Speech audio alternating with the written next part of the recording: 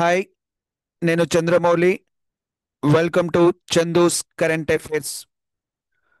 ఈరోజు మనము అహ్మదాబాద్ సమీపంలో జరిగిన ప్లేన్ క్రాష్ గురించి అధ్యయనం చేద్దాం. భారతదేశ ఏవియేషన్ చరిత్రలో జూన్ 12 ఒక బ్యాడ్ డేగా నిలిచిపోతుంది. గుజరాత్ అహ్మదాబాద్ సమీపంలో టేకాఫ్ అయిన కొన్ని సెకండ్లోనే ప్లేన్ క్రాష్ అయి 247 మంది చనిపోయారు. మరి ఈ plane Boeing 787 Dreamliner aircraft Air ఎయిర్ ఇండియా సర్వీస్లో భాగంగా నడుపుతున్నారు. మరి మన కాంపిటేటివ్ ఎగ్జామ్స్లో బ్లాక్ బాక్స్ మేడే కాల్ అంటే ఏంటి, ఈ దుర్ఘటనలో భాగంగా ఇండియన్ సివిల్ ఏవియేషన్ ఎలాంటి కమిటీస్ ఆర్ ప్యానెల్ను ఏర్పాటు చేసింది. మరి ఇక్కడ కొన్ని స్పెక్యులేషన్స్ కూడా ఉన్నాయి. మరి అవి ఏమిటో చూద్దాం. మొదటగా బోయింగ్ అనేది one of the largest aerospace companies in the world. దీని హెడ్ క్వార్టర్ వచ్చేసి యుఎస్ఏ. మరి విజిల్ బ్లోయర్స్ అంటే ఎవరు? విజిల్ బ్లోయర్స్ ఒక సంస్థలో జరిగిన అక్రమాలను, అవినీతిని బయటపెట్టే వ్యక్తి. వారు సంస్థలో జరిగిన అక్రమాలను, చట్టవిరుద్ధమైన పనులను అధికారులకు లేదా బయట వారికి నివేదిస్తారు. మరి whistle blowers Boeing company production cost తక్కువ చేసుకోవడానికి క్వాలిటీ మెయింటైన్ చేయట్లేదు అని ఓపెన్గా స్టేట్మెంట్ ఇచ్చారు. మరి జాన్ బార్నెట్ అనే విజిల్ బ్లోయర్ అనుమానాస్పదంగా 2024లో చనిపోయాడు. ఈ బోయింగ్ కంపెనీ మీద హెవీ పెనాల్టీస్ కూడా విధించారు. బోయింగ్ 737 సాంకేతిక లోపాల వల్ల మల్టిపుల్ టైమ్స్ క్రాష్ అయింది. కానీ ఇప్పుడు అహ్మదాబాద్లో బోయింగ్ 787 డ్రీమ్ లైనర్కు చెందిన ఎయిర్ క్రాఫ్ట్ క్రాష్ అవ్వడం అనేది ఇది మొదటిసారని చెప్పుకోవచ్చు.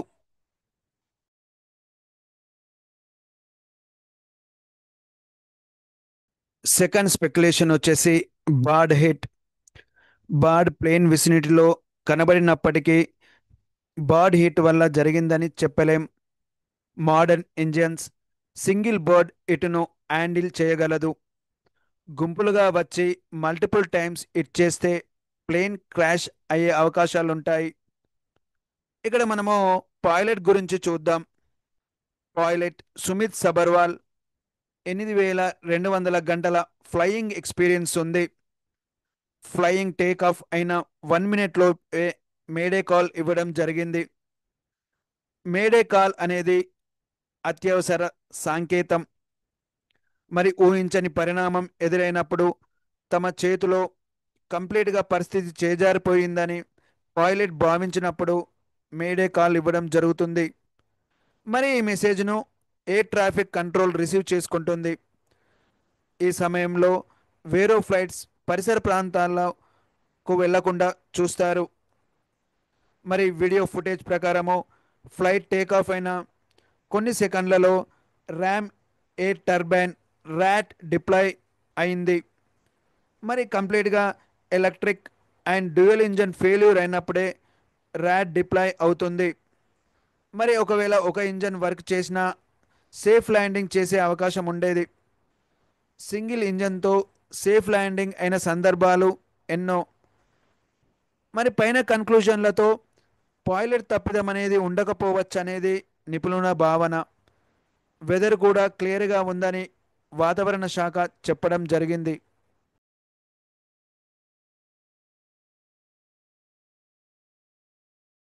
పేరులో బ్లాక్ ఉంది, కానీ ఇది ఆరెంజ్ కలర్లో ఉంటుంది. కలర్ ఆధారంగా సులభంగా గుర్తించవచ్చు. మరి బ్లాక్ బాక్స్ అనేది విమానం యొక్క పనితీరు పరిస్థితులను నమోదు చేసే ప్రత్యేక వాయిస్ రికార్డర్ పరికరం. విమాన ప్రమాదాలు లేదా అసాధారణ సంఘటన సమయంలో కారణాలను విశ్లేషించేందుకు ప్రభుత్వ నియంత్రణ సంస్థ ఈ పరికరాన్ని తప్పనిసరి చేశాయి. మరి బ్లాక్ బాక్స్లో 2 పరికరాలు ఉంటాయి. మొదటిగా వచ్చేసి ఫ్లైట్ డాటా రికార్డర్, రెండోది కాక్పిట్ వాయిస్ రికార్డర్. మరి ఫ్లైట్ డాటా రికార్డర్ ఈ విమానం యొక్క ఎత్తు, వేగం, దిశ, ఉద్ధరణ వేగం అంటే వెర్టికల్ యాసిలరేషన్ వంటి అంశాలను నమోదు చేస్తాయి. మరి నెక్స్ట్ వచ్చేసి కాక్పిట్ వాయిస్ రికార్డర్. పైలట్ ప్లేన్లో నడిపే ప్రాంతాన్ని కాక్పిట్ అంటారు.